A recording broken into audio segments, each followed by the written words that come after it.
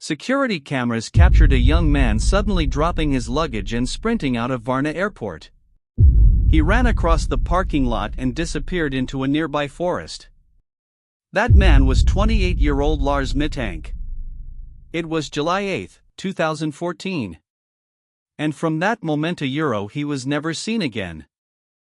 Before Lars Mittank became one of Europe's most mysterious disappearances, he was just an ordinary young man from Germany. Lars was 28 years old. Friends described him as calm, quiet, and responsible. He had a steady job, a normal life, and close relationships with his family and friends. Nothing in his past suggested the kind of event that would soon place his name in headlines across Europe. In early July 2014, Lars traveled to Bulgaria with a group of friends. They had planned a short vacation at the Black Sea resort of Golden Sands, a popular destination known for its beaches, nightlife, and summer crowds. For the group, it was supposed to be a simple holiday. A few days of sun, drinks, and relaxation before returning to their normal routines back in Germany. At first, everything seemed completely normal. They spent time on the beach. They went out at night. They visited bars and restaurants like thousands of other tourists who come to the area every summer. Nothing unusual happened during the first days of the trip. But on the last night of the vacation, something changed. According to reports later given by his friends, Lars got into a conflict with a group of men. The exact details of what happened are still unclear. Some accounts suggest it started over football. Others say it was simply a misunderstanding outside a bar.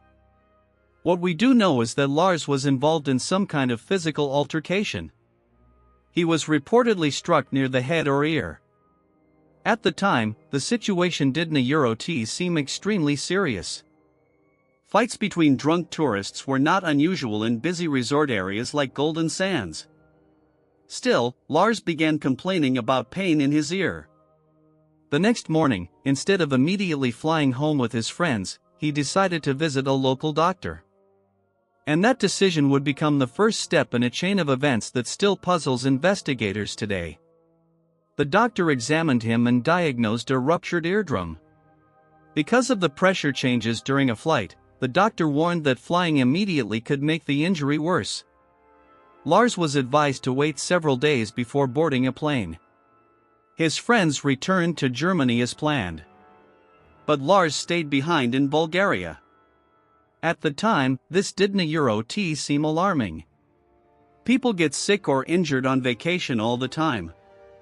Waiting a few extra days before flying home felt like a minor inconvenience, nothing more. Lars checked into a cheap hotel near Varna airport while he recovered. He stayed in contact with his mother by phone. He told her what had happened and reassured her that everything was under control. But during those calls, something about his behavior began to feel different. Because over the next 24 hours, Lars started saying things that didn't quite make sense. And fate when the story begins to take a strange turn. At first, nothing about Lars' situation seemed especially alarming. He had a minor injury. His friends had already returned to Germany. And he simply needed to wait a few days before flying home. Situations like that happen to travelers all the time. But during the evening after the doctor's visit, Lars began behaving in ways that didn't feel normal. He checked into a small, inexpensive hotel near Varna airport. The place was simple. Quiet. Mostly used by travelers who needed a quick overnight stay before catching a flight. At some point that night, Lars called his mother in Germany. At first, the conversation sounded ordinary. He told her about the fight and about the doctor's advice not to fly yet. He explained that he would stay a few extra days until his ear healed. But then the tone of the call changed. Lars began telling his mother that he felt unsafe. He said that the men involved in the earlier fight might be looking for him. According to some reports, he even believed they were connected to local criminals. His mother tried to calm him down. From her perspective, it sounded unlikely. Golden Sands was full of tourists. Fights happened, people moved on, and the idea that someone would track him down days later didn't seem realistic. Still, Lars sounded worried. Later that night, he contacted his mother again. This time, his behavior seemed even more unusual. He told her that someone was trying to break into his hotel room. He said that strange men were outside the building. At one point he claimed that someone was following him. His mother later said that his voice sounded tense, almost panicked. She tried to reassure him and suggested that he move to a safer place or contact the local police if he truly felt threatened. Eventually, Lars decided to leave the hotel. But instead of disappearing into the city, he moved closer to the airport. He checked into another hotel located right next to Varna Airport. The idea seemed simple: stay close to the terminal, rest, and wait until it was safe for him to fly home. For a moment, things appeared to settle down. Lars spoke with his mother again and said he would visit a doctor the next day to get a final check before booking a new flight. But during that same night, something else happened that investigators still struggle to fully explain. Because according to hotel staff, Lars began acting increasingly nervous. He appeared restless, distracted, as if he believed someone was watching him. And just hours later, on the morning of July 8, 2014, Lars Mittank walked into Varna Airport. That was the last place anyone would ever see him. On the morning of July 8, 2014, Lars Mittank arrived at Varna Airport. At this point, the situation still didn't appear dramatic. From the outside, it looked like a traveler preparing to return home after an inconvenient delay. Inside the airport terminal, Lars contacted his mother again. During the call, he sounded tense, but he told her he was about to see a doctor located at the airport clinic. The goal was simple: confirm that his ear injury was healing and that it was safe for him to fly. His mother stayed on the phone with him as he entered the small medical office. What happened next would later become one of the most discussed moments in the entire case. According to the doctor who examined him, Lars appeared nervous but physically stable. The injury to his ear was real, but nothing suggested a life-threatening condition. During the examination, Lars reportedly mentioned something unusual. He told the doctor that 4 men were trying to kill him. The doctor later said that Lars seemed frightened, but it was unclear whether he was describing a real threat or something he only believed was happening. From the doctor's perspective, there was no immediate danger inside the clinic. But then something changed. While still inside the medical office, Lars suddenly stood up and looked toward the door. Security camera footage later confirmed what happened next. Without warning, Lars abruptly got to his feet, left the examination room, and walked quickly out of the clinic. Seconds later, his pace changed. He began running. The footage shows Lars sprinting through the airport terminal corridor, passing security checkpoints and moving toward an exit. He didn't collect his luggage. He didn't stop to explain anything to airport staff. He simply kept running. Within moments, he pushed through the doors leading outside the terminal. From there, Lars ran across the parking area and toward a nearby field.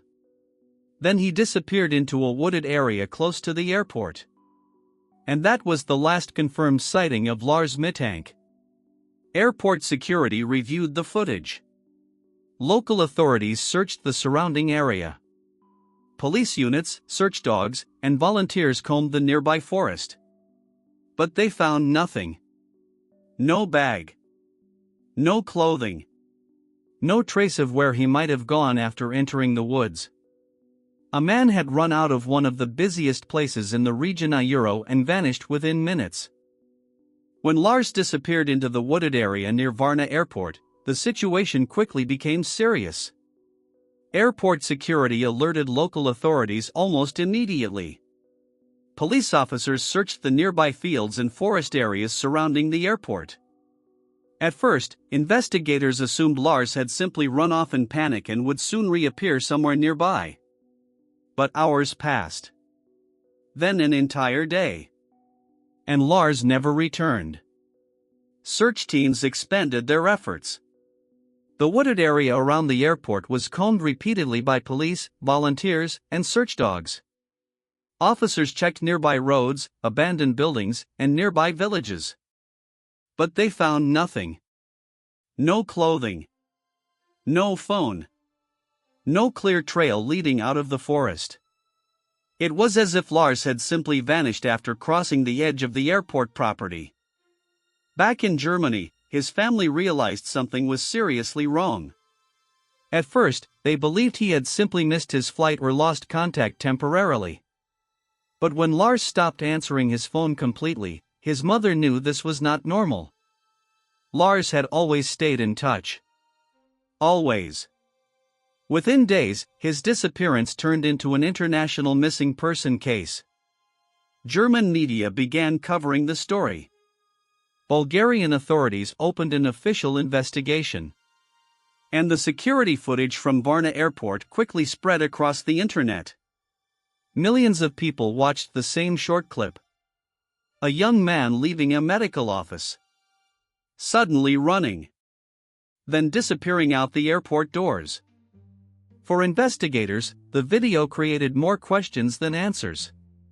Why did Lars suddenly run? What euro or what a euro did he believe was chasing him? And perhaps the most disturbing question of all a euro. What happened to him after he entered the forest? Because despite the searches, despite the media attention, and despite years of investigation a euro, no confirmed trace of Lars Mittank has ever been found.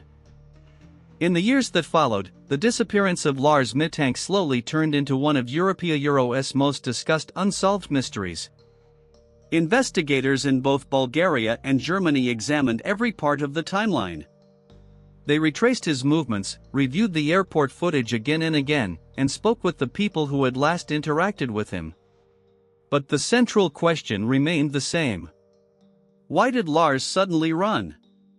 Some investigators believe the answer may lie in the injury he suffered during the fight a few days earlier. A ruptured eardrum can cause intense dizziness, confusion, and severe pressure in the head. In rare cases, it can even trigger disorientation or panic. If Lars was already stressed from the fight, the injury may have made his condition worse.